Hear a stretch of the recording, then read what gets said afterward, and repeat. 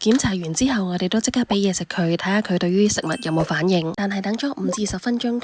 A few moments later，佢都仍然冇自行進食，所以我哋都開始決定同佢進行輔助餵食，即係揾針管直接餵佢食嘢。見佢一開始食得比較慢，但係都可以接受嘅，始終佢有機會已經一段時間冇好好地進食啦。雖然執到佢嗰個好心人又話俾少少嘢食佢嘅，但係似乎佢都食得唔多，所以輔助餵食都希望可以令佢食足翻少少個量，增加翻少少體重。至於獸醫方面，其實我哋都商量過，佢絕對係需要一個快速嘅全身麻醉，起碼照翻個 X 光睇下究竟個腳仔發生啲乜嘢事，可以嘅話都會想同佢抽埋個血，睇下有冇嚴重嘅內臟問題發現到。但係由於佢個身體狀況實在太過唔穩定，貿然進入麻醉其實會增加咗個麻醉風險。簡單啲嚟講，真係容易啲導致死亡。由於佢個情況又未去到危殆急切必須要立刻做，所以我哋都決定觀察多幾日先，等佢狀況穩定少少，甚至乎體重增加翻少少，安全啲嘅時候先去做全身麻醉。所以現階段我哋都俾住消炎同埋止痛藥佢先，起碼可以幫佢提高翻個生活質素。有痛止痛，佢食藥就好合作嘅。希望佢快啲肯自己主動食嘢啦。你知唔知大家都好擔心你㗎？留言講低鼓勵佢嘅說話，大家一齊叫佢快啲自己主動食嘢啦。今次 update 又差唔多啦，我哋下次 update 再傾啦。